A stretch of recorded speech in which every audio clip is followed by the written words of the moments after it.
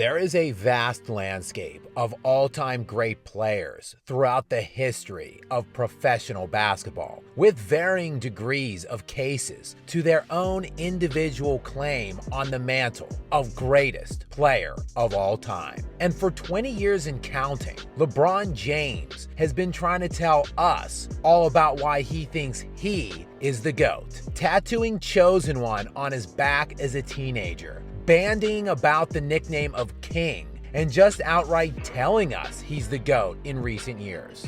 That one right there made me the greatest player of all time.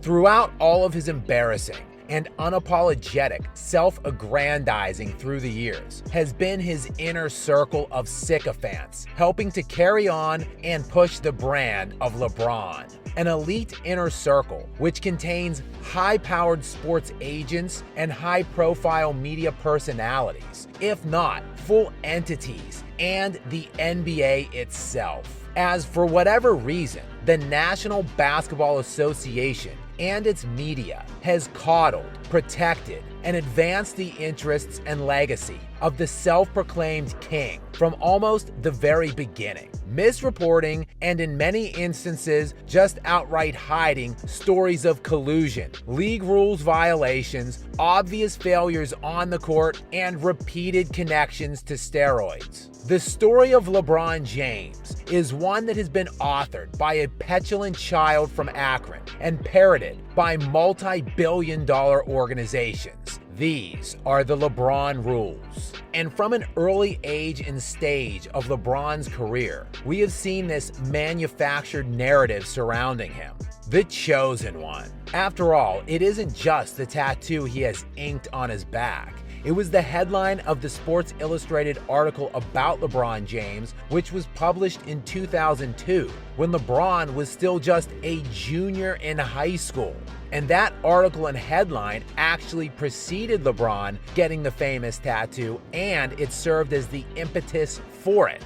The article came at a time when Michael Jordan was in his final act with the Wizards, and the NBA was desperately searching for a new cash cow. And the NBA sports media was ready to play their part in the promotion and legacy creation of LeBron in his first season when he hit the NBA, and they gave him Rookie of the Year that season, despite it being fairly obvious that Carmelo Anthony deserved the award, with Melo averaging more points and rebounds per game while outshooting LeBron from every level of the field and taking the Nuggets to the playoffs in the more difficult Western Conference, as Denver won 8 more games that season, which was an improvement from the year before of 26 games versus the Cavaliers, who experienced just an 18-game improvement from the year prior. The media then decided to hand LeBron back-to-back league MVPs in just his aged 24 and 25 NBA seasons, despite Kobe Bryant having the 1 seed both seasons in the drastically more difficult Western Conference, while winning back-to-back NBA championships, as LeBron choked and fizzled out in each of those 2 playoff seasons. The pro-LeBron media was so desperately pushing the LeBron vs. Kobe pipe dream finals matchup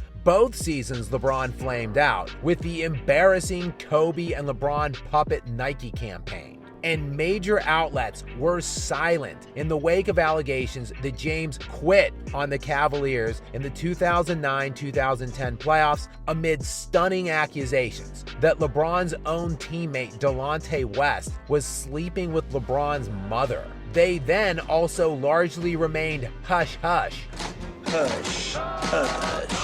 on any criticism for LeBron about colluding behind his existing franchise's back to erect a super team in Miami with his bestie Dwayne Wade. Not only was the preeminent sports broadcasting superpower ESPN startlingly silent about the grotesque and potentially league-destroying move, they championed it by airing The Decision, a 75-minute epic cringe fest hosted by Jim Gray on their airwaves. And less than 1 year later from the decision, LeBron was, again, barfing all over himself on the biggest stage, crapping his pants in the NBA Finals with a 2-1 lead against the drastically undermanned Dallas Mavericks, a team with one All-Star compared to the LeBron Bosh Wade super team.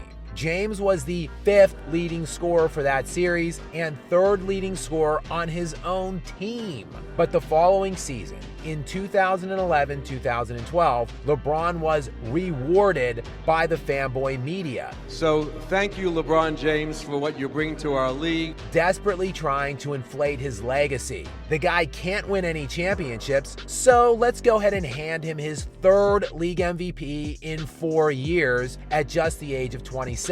The super team Miami Heat that preseason were plus 225, making them overwhelming title favorites. But the Heat that season had just the 4th best record in the NBA and 2nd best record in their own Eastern Conference. They didn't even win the 1 seed in their own conference, despite the lofty preseason expectations and a stacked super team. But let's just go ahead and give him the league MVP that year. And when LeBron decided to jump back to Cleveland after a humiliating defeat at the hands of the San Antonio Spurs, James was never criticized. He went from taking his talents to South Beach 4 years earlier, In this fall, I'm going to take my talents to South Beach. to returning home. Never discussed was the fact James delivered just 2 titles out of 4 years following his humiliating declaration they would win 8 titles with him there. Not 5, not 6, not 7. LeBron's time in Miami should be viewed in no other light than as an unmitigated failure. Instead, it is used as a legacy-building cornerstone for LeBron James. And when he tucked his tail between his legs and crawled out of town for the 2nd time in his career, well, that wasn't talked about either. The narrative just became LeBron going home to take care of unfinished business instead of what it really was. James joining an ascending all-star level talent in Kyrie Irving while having the Cavaliers leverage the #1 overall pick in the NBA draft that season to acquire a 2nd-team All-NBA player in Kevin Love coming off of a historical individual season. But the NBA's media, and primarily ESPN, cannot possibly risk upsetting their delicate golden boy LeBron James, as the NBA represents a major segment of ESPN's broadcasting rights. So much so that ESPN pays the NBA $1.4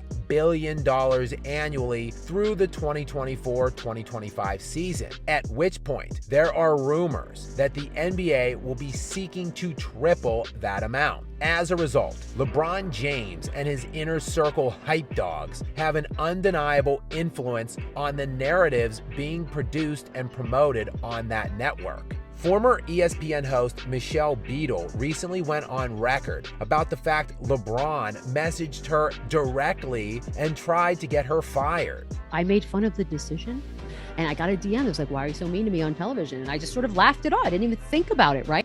Of course I took it personally. It was personal, like you wanted to be fired and tried to do that. She also indicated that according to her sources and others within the industry, this kind of thing is common practice. But then I found out after the fact, like when all this sort of came out, I would get messages or I would get like texts or video from people being like, exact same, like that kind of shit was happening to them too. Like he was super petty and he would try to have some sort of an effect. Yeah, Michelle Beadle is no longer employed by ESPN. Who is employed by ESPN, though, is the foremost LeBron hype man himself, Brian Windhorst, who coincidentally graduated from St. Vincent St. Mary's, which is the same high school as LeBron James himself. And he coincidentally started covering LeBron during his playing career in high school for the Akron Beacon Journal and later the Cleveland Plains Dealer. When LeBron took his talents to South Beach, Windy took his talents to ESPN, moving on to the Miami beat at just the age of 32. Since then, Windhorst has moved markets at every stop of LeBron's career, while rising through the ranks at ESPN, becoming one of their preeminent basketball analysts and touting LeBron James one puff piece after the next on both ESPN's airwaves and print platforms. In my mind, LeBron's an absolutely brilliant passer, maybe the best ever. LeBron's had as great of an impact off the court as just about any player in all of professional sports. I could argue that the comeback that LeBron led in the 2016 finals from 3-1 down is arguably one of the greatest performances in the history of the playoffs. All the while, ESPN, amid a slew of firings in recent years, continues to employ various other high-profile LeBron jock sniffers, such as Kendrick Perkins, who is routinely critical of virtually every NBA player except LeBron James, offering one impassioned defense of his legacy after the next. And that is in between other terrible takes and race-baiting narratives like Nikola Jokic didn't deserve the MVP and was only in consideration somehow because of his skin color. It's only 3 guys that won the MVP that wasn't top 10 in scoring. Steve Nash, Jokic, and Dirk Nowitzki. Now, what do those guys have in common? I'll let it sit there and marinate. You think about it. What? But let's lay off of any criticisms of LeBron, shall we? This is not tennis where rings and championships define your legacy. How about the individual accolades? Because you could be on a team that just don't have the pieces, and you could be doing more than your part, which LeBron James has been doing his entire career. And the media has done their absolute best to promote and advance the fake legend of LeBron, with various media shills at other high-ranking sports networks aside from ESPN. As Nick Wright, leading LeBron propagandist, at just the age of 38, has rapidly advanced through the industry to become one of the leading voices of Fox Sports Network. LeBron's been the best player ever since about midway point of Game 6 of last year's finals, and all he's done since then is continue that. While preeminent jock rider Colin Cowherd just traded in his ESPN credentials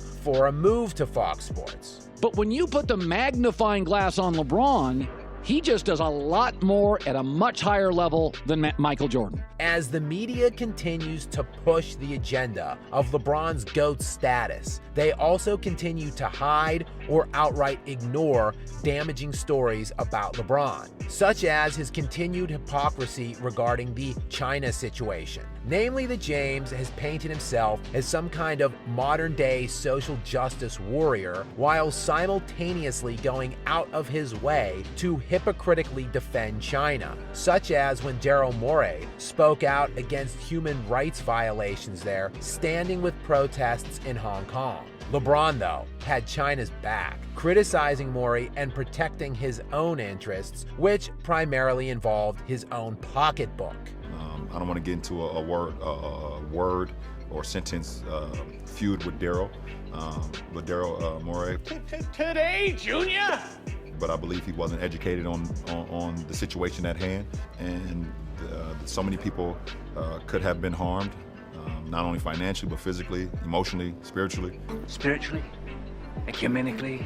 When you say things or do things, if you're doing it, and you know the people that can be affected by it, and the families and the individuals and everyone that can be affected by it. Show me the money! James has also amassed inarguably the most impressive career in NBA history in terms of durability and longevity, which is the source of another potentially criminally underreported story flying around the self-proclaimed king. As former MMA fighter and self-professed doper Chael Sonnen recently accused LeBron of not only using performance enhancers, but claims he also knows exactly what LeBron is using. If the world understood what LeBron did, we have the same drug guy, if you will. I know exactly what he's doing. EPO matters. It's the reason LeBron takes it. It's the king of performance enhancers. EPOs are natural occurring hormones that stimulate the bone marrow to create more red blood cells and thus substantially increase endurance levels. And for purposes of this conversation, HGH, or human growth hormone, boosts muscle and bone growth to promote recovery. And HGH is, if someone were using, hypothetically of course, the hardest PED to test for. This is because HGH remains in the system a maximum of 2 days. But is LeBron actually using? It would be extremely irresponsible to take walking mouthpiece Chael Sonnen's word for it. And while there has been nothing definitively proven throughout his career, there is plenty of smoke surrounding the longevity king. And in terms of eye test alone, LeBron's body has undeniably gone through some alarming physical transformations throughout the course of his 20-year career, while his durability has remained at unprecedented levels. And his 4-year stint in Miami coincided with substantial gains in muscularity. James, of course, played in Miami from the years of 2010 to 2014. And it was coincidentally in 2013 in Miami where the biogenesis scandal erupted, linking several Major League Baseball players to PEDs, including Alex Rodriguez, Ryan Braun, and Nelson Cruz, among many others. The mastermind of the alleged health clinic was Anthony Bosch. And in recently unredacted federal documents, LeBron James's longtime friend and business manager, Ernest Mims, as well as his former trainer, David Alexander, who also served as LeBron's wife's personal trainer, were both specifically named as clients of Biogenesis. I'm certain this is all just one big coincidence. But when he went back to Cleveland for the 2014-2015 season at the age of 30, LeBron seemed to be declining in both athleticism and stamina. Thus, on December 30th, 2014, LeBron decided to take a bizarre 2-week leave of absence from the Cavaliers to return to Miami for some R&R. The Cavs at the time were only 18-13 and in 5th place in the Eastern Conference. And in the final 8 games before his leave of absence, LeBron averaged just 24.4 points per game, 4.8 rebounds, and 7.8 assists on 48% shooting from the field. When he returned from the 2-week hiatus, his explosion and athleticism had mysteriously returned to form from years prior, and in the 8 games following his return, he averaged 30.5 points per game, 6.5 rebounds, 6.5 assists on 51% shooting. LeBron's return to form would coincide with the Cavaliers making a jump from the 5 seed to the 2 seed over the remainder of that season. Nothing to see here, just more coincidences. But in late February of this most recent 2023 NBA season, LeBron crumpled to the ground while a hot mic picked up an undeniable statement by the King that he felt a pop. Following a diagnosis by the team and the admission from LeBron himself, he tore a ligament in his foot. I tore a tendon in my foot.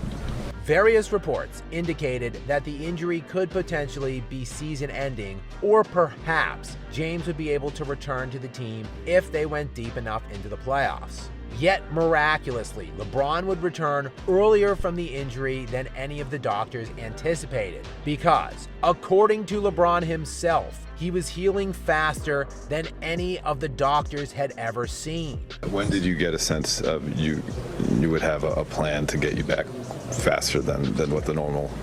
When the doctors told me I was healing faster than anybody I've seen before with the injury.